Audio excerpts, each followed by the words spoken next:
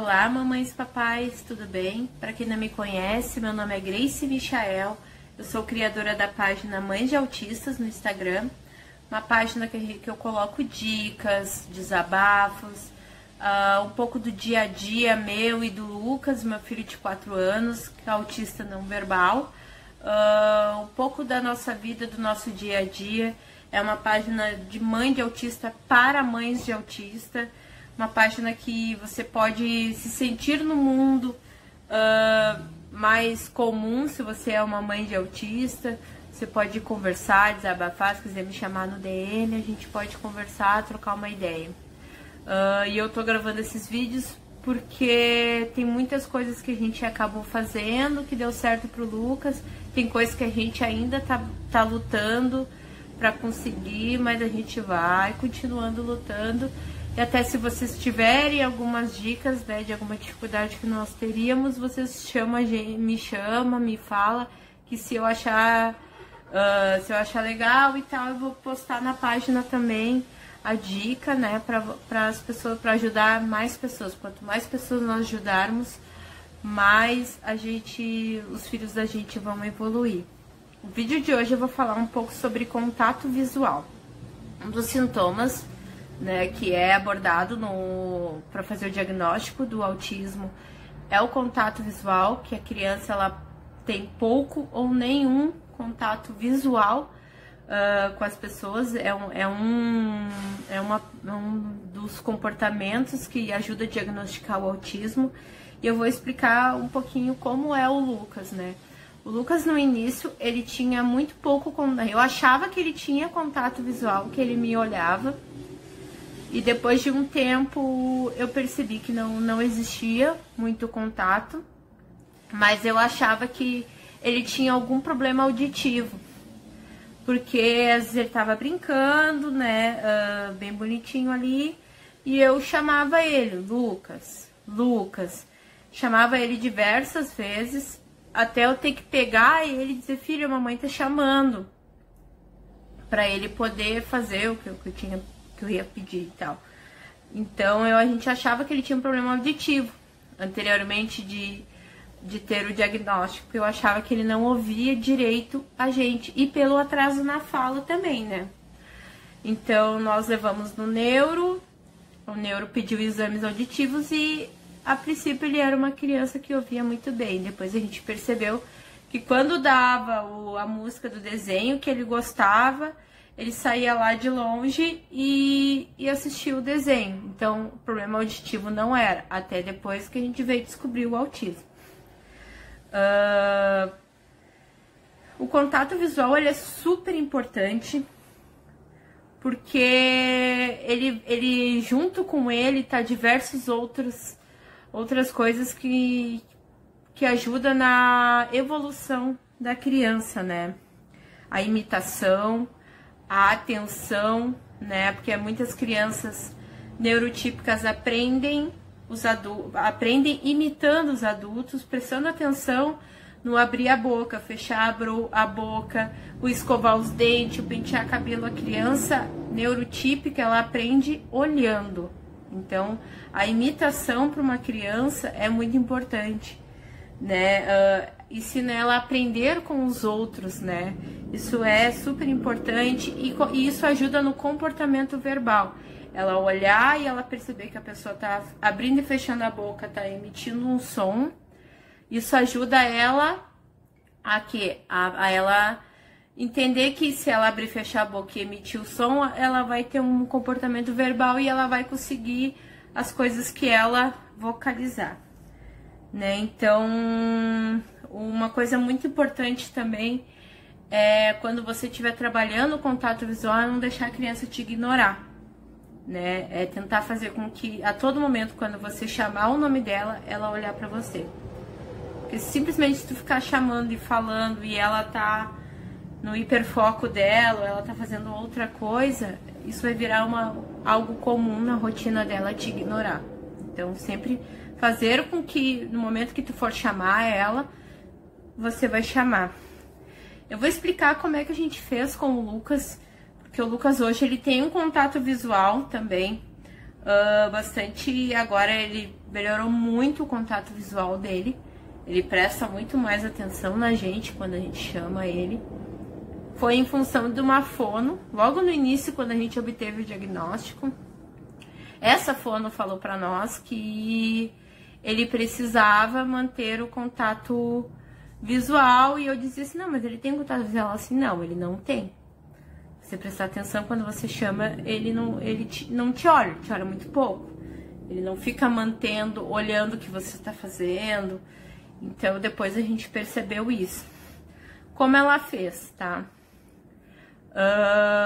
Ela utilizou reforçador.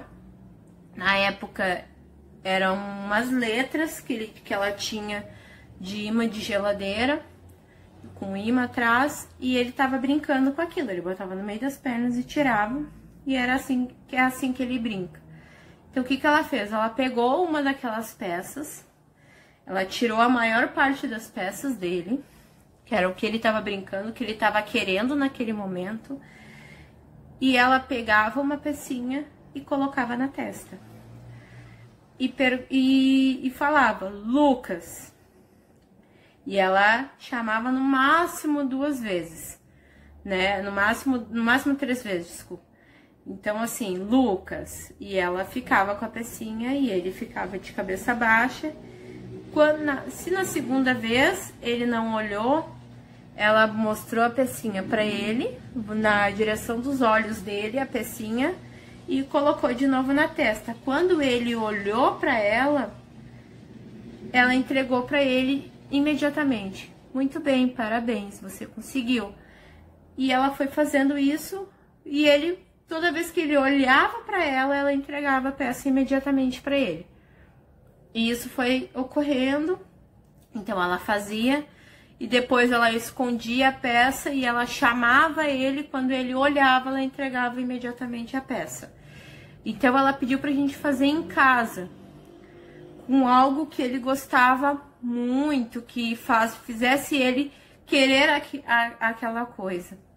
Então, naquela época, o Lucas gostava muito de pipoca.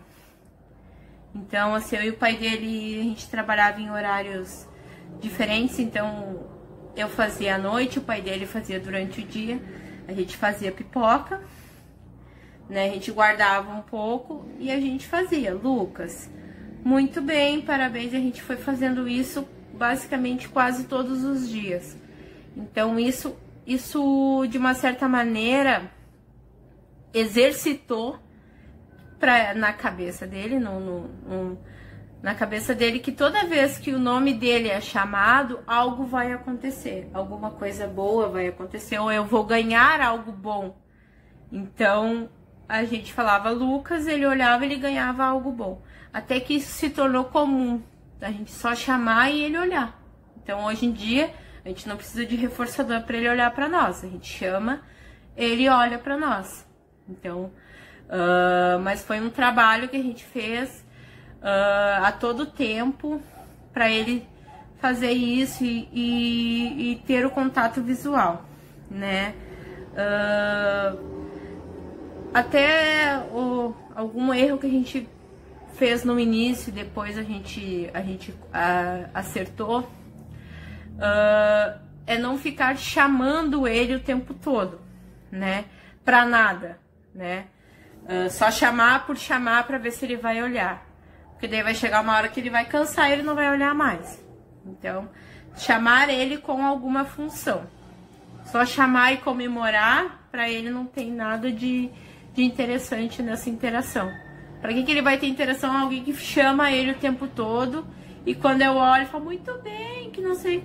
Ele não vai entender, entendeu? Então, chamar ele com alguma função, né?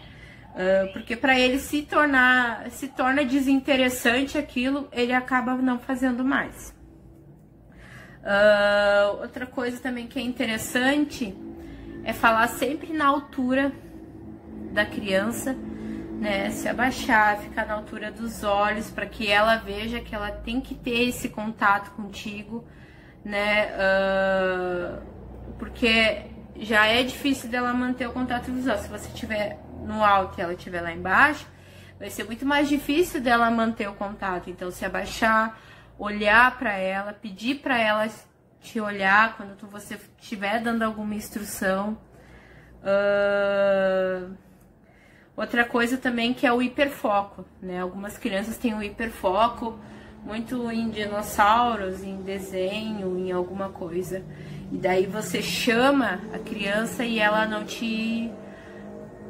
não escuta, e não é que ela não escute, ela não está prestando atenção porque ela está tão focada no hiperfoco que ela meio que esquece de tudo na volta dela. E como eu tinha falado anteriormente, não deixar a criança te ignorar. Então, se ela tá lá brincando com o dinossauro lá, e ela simplesmente você chamar e ela tá lá brincando, você bloquear aquele hiperfoco. Se ela tá brincando com o dinossauro e você chamar Lucas e ele tá lá brincando, você coloca a mão, Lucas. Pra ela parar o hiperfoco, você tá bloqueando, ela vai olhar pra você porque você bloqueou o hiperfoco dela. Ou sempre colocar as mãos da criança perto do seu rosto, que daí ela vai manter o contato visual contigo, né?